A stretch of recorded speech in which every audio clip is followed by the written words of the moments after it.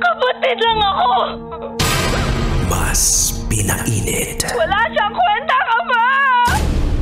At mas pag-uusapan. Nahuli ko ang boyfriend ko at ang ate ko sa kwarto.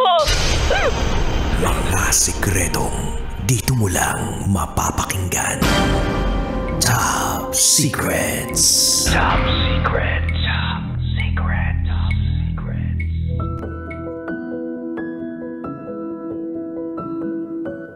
Hi Kabisyo, it's me, DJ Rakitera, and welcome to the program Top Secrets. Kung saan pwede kang makapagbahagi ng iyong pinakatatagong sikreto. At ito ang programang hindi ka huhusgahan, bagkus ikaw ay pakikinggan. Your secrets are safe with me. At meron na po tayong caller sa kabilang linya. Pakinggan natin siya. Hello, magandang gabi. Hello, DJ Rocky. Good evening.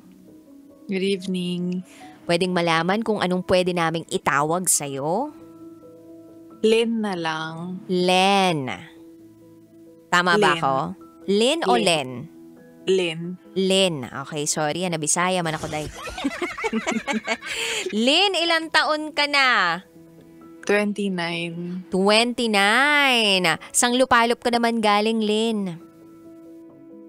Quezon Province. Uy, Quezon Province. Umuulan ba dyan sa inyo? Hindi naman. Hindi Hindi naman naman. kami masyadong binagyo. Okay, sige. Di na ako magpapaligoy-ligoy pa ha.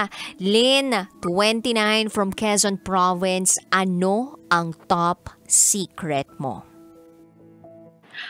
Hindi na ako masaya. Nagpapanggap na lang ako.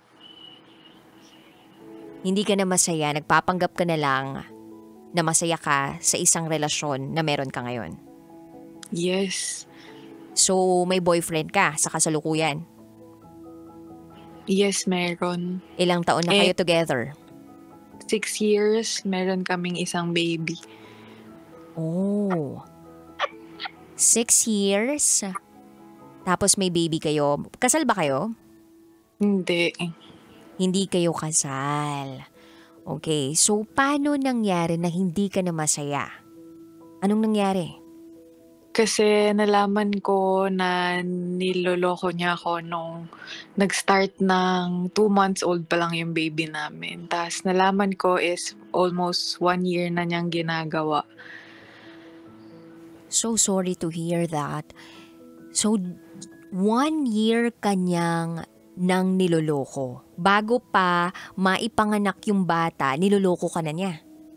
Hindi. Pagkapanganak, 2 months na yung baby namin that time. Okay. So ipinanganak na yung baby ninyo, pagka 2 months nung baby ninyo, tsaka pa lang siya nagloko, ganun ba yon?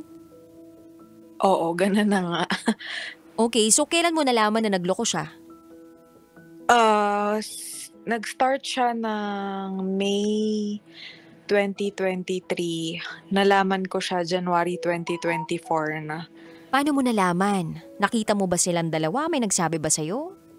Hindi, actually out of nowhere. Hindi kasi ako mahilig makialam ng phone.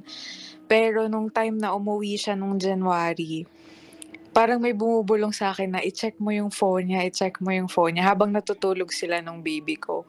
So, nung time na yun, chinek ko. Siguro around 2 a.m. na yun, gising pa ako, hindi ako makatulog. Tapos, dun ko nabasa sa recently deleted messages sa phone niya na may conversation nakaka-delete lang tapos sobrang haba. So, na-curious ako. Chinek ko yung conversation and putol na yung conversation pero may mga nabasa pa ako. May mga sweet messages ba? May exchange of sweet messages ba between that person tsaka yung partner mo? Ang unang message kasi na nabasa ko since putol na is, saan ka? So, pumasok agad sa isip ko, nakikita to kasi nagtatanong siya kung saan. So, binasa ko pa yung conversation. Sobrang inaral ko each line kung bakit ganito yung exchange of messages. And then, yun, marami akong nabasa na kagaya ng mismo na ba ako. Tapos sabi nung girl, syempre naman, ganyan. Tapos sabi niya, wag ka nang bumalik dito. So yun, sobrang inaral ko yung lines ng messages nila bago ako nag-react. Siguro 1 hour ako nag-iisip kung anong re-react ko, kung ano yung messages in between their lines. Tapos yun. Eh di nanginginig ka nung time na yun. Nanlalamig ka ba? Unang beses ba nangyari to? Unang beses, exactly, sobrang nanginginig ako nung time na yun. As in, hindi ko alam, hindi ko mapigilan yung sarili ko na nanginginig ako. Ganun yung reaction ko. Nakakapanghina ng tuhod, no? Sobra kasi may baby na kami, tas hindi ko ina-expect na ganun. Na-identify mo ba kung sinong babae? Hindi. Kasi sinearch ko, nung bago ko siya i-confront, kasi tulog siya noon, sinearch ko sa Viber, sinearch ko sa lahat ng pwedeng i-search, Telegram, WhatsApp. Hindi lumalabas yung number na yon sa kahit anong ginamit kong application pag-search. So, ang ginawa ko, ginising ko na siya. Then, tinanong ko kung sino yung girl na kausap niya. Hindi siya, parang hindi nag-sink in sa kanya kasi kakagising niya lang. So sabi niya, hindi ako yung kausap niyan. Tapos sabi ko, paano hindi ikaw yung kausap? Eh, tinawag ka sa pangalan mo. May multo siguro. Grabe na nagde-deny pa, huling-huli na, no? Siguro na naginip pa siya nung time na yon. Napamumog mo ba muna bago mo man lang tinanong? Wala talaga, diretsahan talaga. Wala eh. Matagal ko pang inisip bago ko siya i-confront. Siguro mga 1 hour pa akong nanginginig bago ko siya gisingin. Kakaloka. So, dininay niya na parang hindi siya yun. O paano mo napaamin? Inamin niya ba? Hindi niya agad inamin. Ang ginawa ko noon, after ko siya gisingin, sorry na ibato ko yung cellphone niya sa kanya. Kasi nga hindi ko matanggap yung sagot niya na hindi siya yun. Wag kang mag-sorry. Okay lang yun. Dapat ka paulit-ulit mong binato eh. Charot! Ginawa ko, lumabas ako sa parking ng bahay namin. Tapos tinawagan ko yung number. Ang nakakapanghina pa doon, sumagot agad yung number. And then, gamit ko yung number ko nung time na yon. Tapos sabi ko, sino to? Tapos yung voice ng babae bagong gising, sabi niya, sino to? Hindi kita kilala, ganyan. Tapos sabi ko, sino to? Kilala mo ba si ganito? So sinabi ko yung name ng boyfriend ko. Sabi niya, oo. Sabi ko, alam mo ba na pamilyado na siya? Oo din yung sagot niya. So parang doon na uminit yung tenga ko na parang, alam mo naman pala, bakit ganito, ganyan? Sabi ko, paano kayo nagkakilala? Tapos binabaan na ako ng girl. So hindi ko na siya masyado natanong. And then bumalik ako sa bahay namin sa loob. Tapos tinanong ko siya, sino talaga to? Kasi kilala ka niya, alam niya na pamilyado ka. And sa kanya lang inamin, sabi niya, wala yan, ka-video call ko lang yan. Pero, syempre, hindi pa rin niya inaamin ng todo nung time na yun. So, yun. Grabe, no? Hanggang sa dulo, hindi niya pa rin inamin. Hindi mo talaga napatunayan kung sino yung babae na alam pala ng pamilyadong tao na pero pumayag pa rin? Kinausap ko ulit yung girl the other day, pero umalis na ako sa bahay namin nung time na yun. Pumunta muna ako sa bahay ng cousin ko.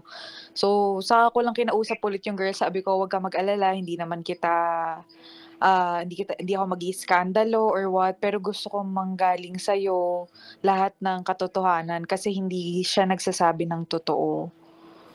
So, yung girl lang nagsabi sa akin. So, nung sinabi sa akin ng girl, inulit ko lang dun sa boyfriend ko na ito yung sinabi ng girl na ikaw daw ang pumupunta sa boarding house niya, na hating gabi pumupunta ka doon, yung cellphone mo iniiwan mo sa barracks nyo para hindi kita matrace kung nasan ka kasi nakashare kami ng GPS sa isa't isa eh.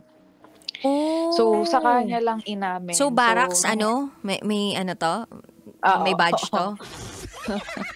Paktay. Alam mo naman, yung mga ganyan, parang hindi nakakatiis talaga eh, no? Kaya nga, kada lugar na lang meron ba?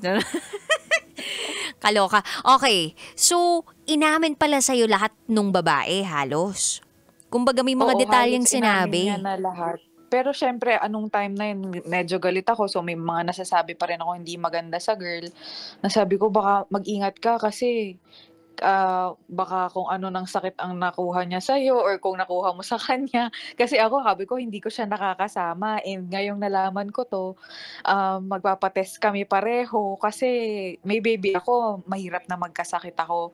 So, marami pa akong nalaman after nun, pero kinabukasan talaga, nagpa-consult ako sa OB ko. Siyempre yung concern ko yung sarili ko na hindi ko na iniisip kung ano pa. Ang gusto kong i-protect na that time is yung health ko. So, ayun, nalaman ko na yung girl na meet niya ng first time sa inuman and nung first time na yun, first time din yung, alam mo na. Chuk-chak chenes tulo ang dugets nila. So, hindi ko ma-imagine kung paano niya nagawa sa akin kasi may baby kami. And baby pa talaga, literal, 2 months old. Tapos umuwi siya sa amin nang wala akong kaalam-alam. Tuwing kailan ba umuwi si partner sa'yo? Before kasi every 6 months siya umuwi. Pero nung time na sinimulan niya akong lokohin, ang pinakamasakit pa sa akin noon is pinuntahan namin siya nung baby namin kung saan siya naka-deploy. So, medyo malayo siya kasi nag-airplane pa kami. 2 months old, dala-dala ko yung baby namin. Then, after naming umalis, dun niya na-meet yung girl. Diba? So, parang ako, bakit? Galing na kami dyan, nagawa mo pa to. Ay, hayop, ganun. Kakaloka. Okay, ngayon, kumusta na kayo? I mean, nagsasama pa rin ba kayo tuwing umuwi siya? Nagkakapiling pa rin kayo? O wala talaga yung pag-ibig na nararamdaman mo sa kanya? Ako kasi hanggang ngayon nakikisama pa ako sa kanya dahil nga sa baby. Pero siya naman lumabas na din sa sarili niyang salita na dahil na lang din sa bata kung bakit niya pinipilit na makasama pa ako kasi nasa akin yung baby. So ang akin, ngayon, nagpe-pretend na lang ako sa lahat and I think siya ganun din. Ramdam mo ba na tuloy pa rin sila ng babae? Actually, hindi na eh. Kasi naalis na siya dun sa deployment na yun. May bago na gano'n. Nalipat na siya. So hindi ko alam kung may bago na rin ba o ano. Baka lang. Hindi tayo sure kasi syempre, pag, alam mo na, pag nabahira na talaga, yung tiwala, ang hirap na yung balik eh. So, ngayon, anong gusto mong mangyari sa relationship ninyo? Ako gusto ko lang maging clear na sa amin parehas kung ano na lang yung intention namin sa isa't isa para maka-move forward na ako. Kasi feeling ko siya lang din yung yung blockage para maka-move forward ako sa buhay. Alam mo yun, maraming plans na na-delay dahil sa kanya, maraming plans na hindi ko tinuloy dahil sa kanya. Ang gusto ko na lang maka-move forward and maging clear lahat. Feeling ko strong-headed ka naman eh. So, kakayanin mo yan. Kayang-kaya eh. Yung the way ka magsalita ngayon, parang nararamdaman ko strong, independent woman ka na nasasaktan din naman. Pero dahil sa ginawa nitong na to, parang lalaban ka talaga eh. Oo naman. Kasi naman, grabe naman kasi yung ginawa sa akin, diba? Kasi wala naman akong choice, ginawa na niya. So, ang akin, nasira na. Ang hirap nang ibalik. Alam mo kasi trinay ko pang, alam mo yun, itry ko pa na magtiwala. Pero parang, alam mo yun, ako yung nasisiraan ng ulo. Ay, oo. Kahit sabihin niya na hindi niya nagagawin, hindi niya naginagawa, or nagbago na siya. Ang hirap. Parang ako yung masisira yung mental health sa mga ginagawa niya or sa mga nagawa niya. Uy, nakakatuwa na clear yung boundaries na meron ka.